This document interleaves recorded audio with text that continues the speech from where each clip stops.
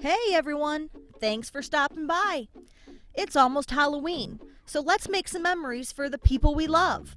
If you've got 10 minutes and a Sharpie, I've got 5 things that we can DIY instead of buy. These are healthy Halloween treats that are a great lunchbox surprise or just fun to pass out at work or in the classroom. Our first DIY is a Mandarin fruit cup pumpkin. All you need for this DIY are some fruit cups and a Sharpie. I found this 3-pack at the Dollar Tree. So go ahead and open those up. And you're going to use the flat side of the fruit cup. All you're going to do is draw a jack-o'-lantern face on the fruit cup.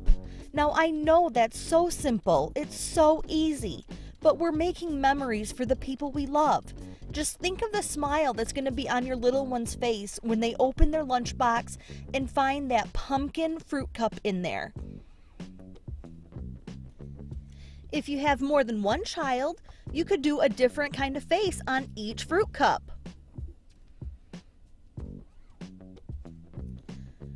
And there we have a pumpkin.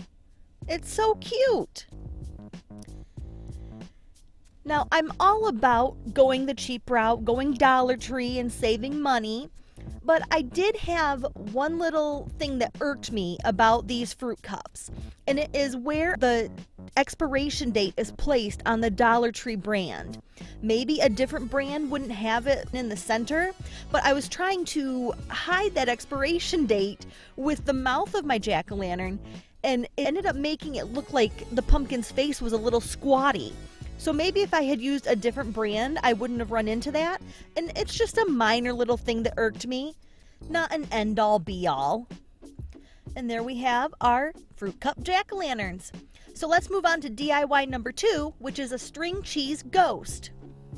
You're going to need a pack of string cheese and a Sharpie. Now, it's usually the things that we think are going to be the easiest or the most simple that end up giving us the hardest time. And that's the case that I had with the string cheese ghost. You'll see here that I'm going to draw the mouth on, and all of a sudden, my marker doesn't want to work. So I switched to a few different markers, and nothing was working.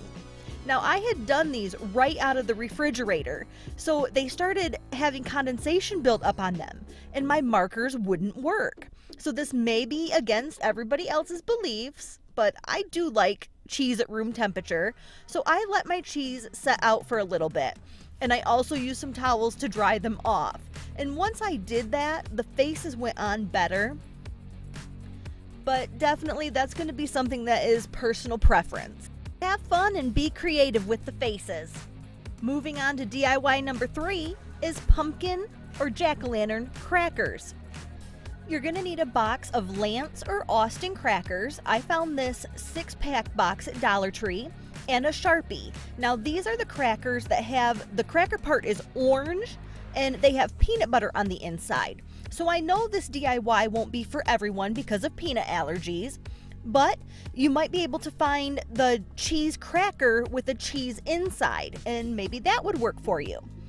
I like the packs that have only the 4 crackers in them. They're a little bit shorter and it looks more like a plump little pumpkin. All you're gonna do is take your Sharpie and draw a jack-o'-lantern face on it. Again, I know these are so easy and simple, but it just makes the person you give it to feel like you just took a little extra time to do something special for them. When you're making these, think of them having a front and a back side to them. And I'm saying that the back side is the side that has the seam to open it on it. So you want to make sure that you're drawing on the front side of it so you get a nice smooth picture. And be creative with the faces. I did some round eyes. I did some that had jack-o'-lantern teeth with them. Some with the traditional triangle eyes. Just have fun. If you're enjoying the video, please give it a thumbs up. That lets YouTube know that creative people are enjoying this type of content, and they'll start recommending it to other creative souls who are looking for inspiration, just like you and me. Not to mention, it helps me know what kind of content you guys want to see. speaking of learning what kind of content you like to watch, I've been wondering if people prefer to watch craft videos that have multiple crafts in one video, or if you prefer to see a video that is focusing on one singular craft. Let me know in the comments. I've really been curious about this. Now that we've finished up our jack-o'-lantern crackers, let's move on to the next DIY, and that's a green Jello Frankenstein. I'm using Kool-Aid gels in the strawberry kiwi flavor. It's a nice bright green for this Frankenstein, and you're gonna need a Sharpie again. So you're starting at the top of the container, and you're creating a little zigzag line.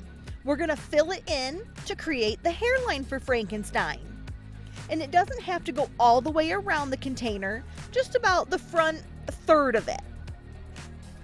Once you fill that in, you're gonna make two little eyes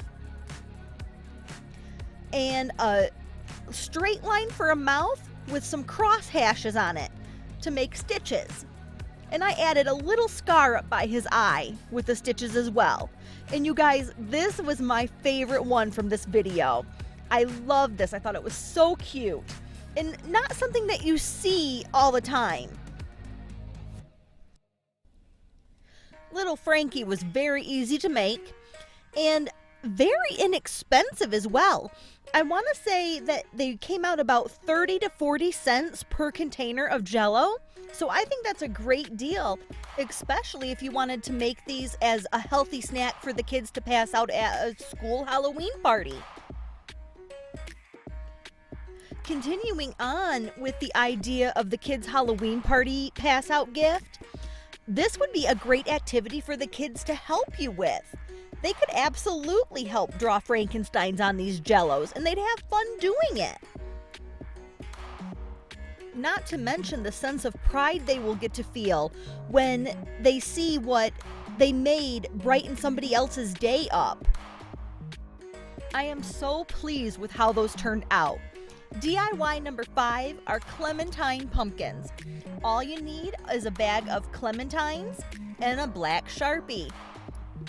I'm sure you can tell that we're gonna draw a jack-o'-lantern face on these, but it's so simple, it's healthy, it's cute. It's another one that would be great to take to school for the kids, or maybe these would be perfect for your coworkers. Imagine taking a big bowl of these to sit in the break room at work. Some of you might be wondering if this is safe, if the marker was able to seep through the rind of the orange, and I did not have any issues with that. I suppose that if you were still worried about it, you could always use either a washable non-toxic marker, or they have those like food coloring markers that would work. I just think those are so cute. Let's check out the final reveal of everything, you guys.